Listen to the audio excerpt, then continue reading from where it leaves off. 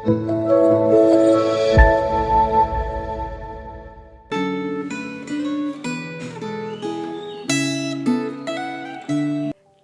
saudara-saudara yang terkasih dalam Tuhan.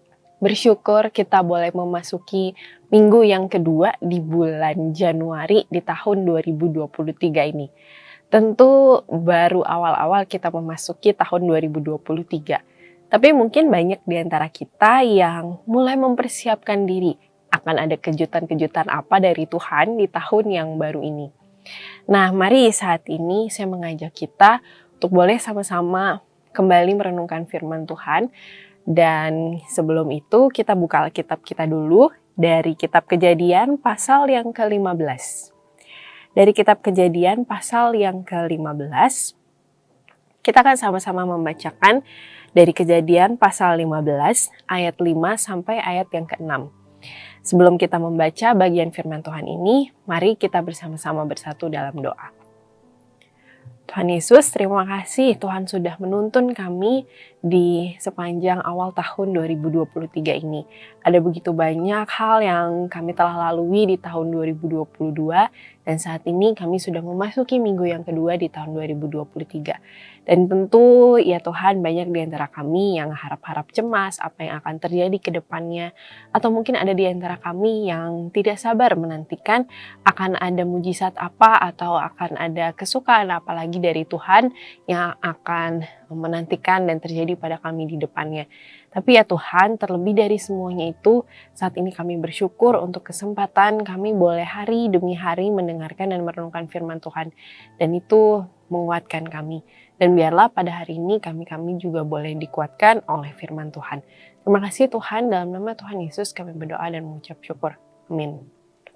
Mari kita buka Alkitab kita di bagian yang tadi. Kita akan baca Kejadian 15 ayat 5 sampai ayat yang ke-6. Demikian bunyi firman Tuhan. Lalu Tuhan membawa Abram keluar serta berfirman, "Coba lihat ke langit, hitunglah bintang-bintang jika engkau dapat menghitungnya." Maka firman-Nya kepadanya, "Demikianlah banyaknya nanti keturunanmu." Ayat 6. Lalu percayalah Abraham kepada Tuhan, maka Tuhan memperhitungkan hal itu kepadanya sebagai kebenaran. Secara bagi Abraham, tentu hidupnya itu dipenuhi oleh momen demi momen di mana dia itu harus melepaskan pengetahuannya, melepaskan kepercayaannya pada dirinya sendiri, dan dia harus sepenuhnya berusaha memahami apa yang ingin Allah kerjakan di dalam dirinya. Ada beberapa kali Allah itu mengulang janji kepada Abraham, mengkonfirmasi janji kepada Abraham, menyuruh Abraham untuk pindah dari satu tempat ke tempat yang lain, tanpa mungkin ada sesuatu yang jelas, tanpa mungkin ada sesuatu yang clear pada waktu itu bagi Abraham apa alasan dia harus melakukan ini, apa alasan dia harus melakukan perintah atau kehendak Allah. Pada waktu itu, salah satu hal yang mungkin bagi Abraham agak di luar nalar logikanya adalah ketika Allah itu menjanjikan dia keturunan yang banyak, seperti bintang di langit dan seperti pasir di laut. Secara kalau kita berusaha menghitung bintang di langit dan pasir di laut, tentu kita bingung karena itu tidak terhitung jumlahnya. Baru kita menghitung beberapa kali mungkin jumlahnya sudah bertambah. Tapi seperti itulah janji yang Allah berikan kepada Abraham mengenai keturunannya. Bukan keturunan non-biologis, tapi justru keturunan dari anaknya sendiri. Pada waktu itu secara logika, istri Abraham si Sarah itu sudah sangat tua. Dan kemudian juga sudah mati haid. Kita bisa lihat di Kejadian 18 ayat 11.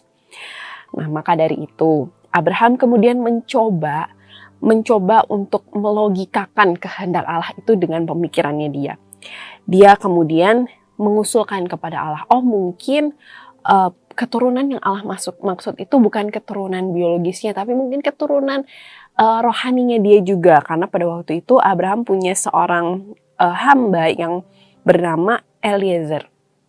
Nah, Abraham bilang kepada Allah, gimana kalau Eliezer ini yang nanti jadi ahli warisnya Abraham saja?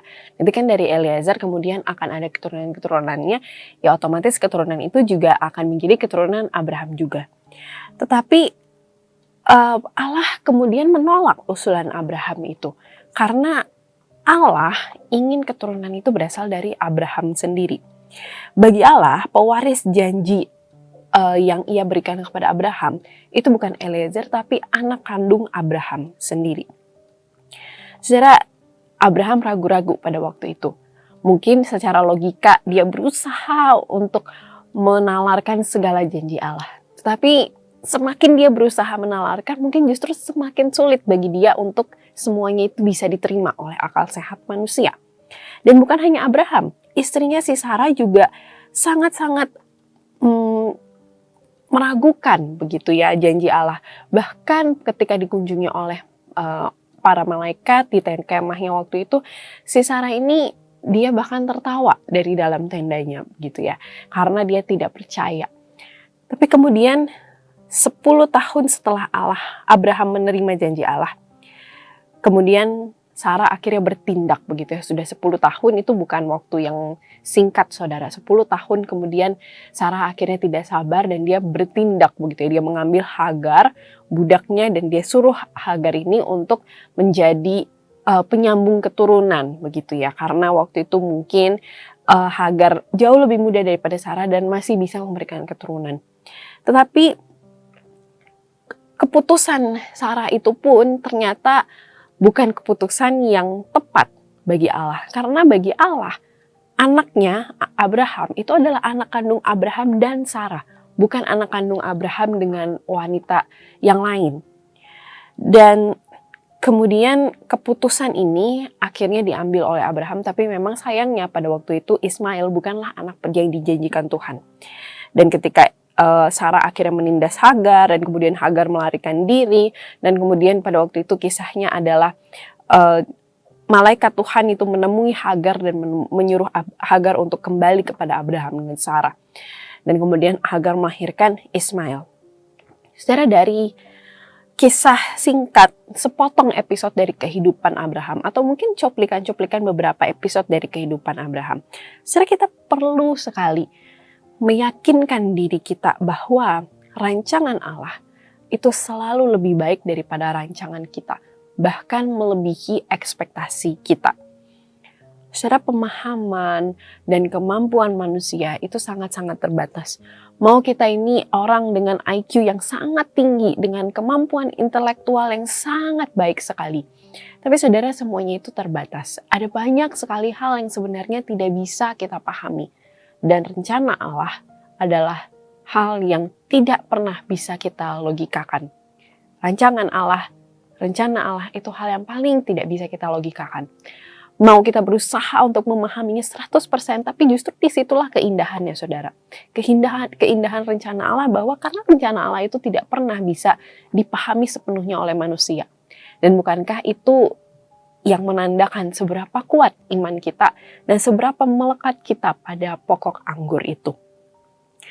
Saudara, salah satu contoh dari keterbatasan kemampuan manusia mungkin adalah kegagapan atau keterbatasan kita untuk menanggulangi situasi yang genting di sekitar kita. Salah satunya mungkin situasi COVID beberapa tahun yang lalu. Bagi manusia mungkin sulit sekali untuk beradaptasi, sulit untuk berusaha mencari penyebabnya, akar masalahnya, dan virus itu mungkin terus berkembang sampai sekarang.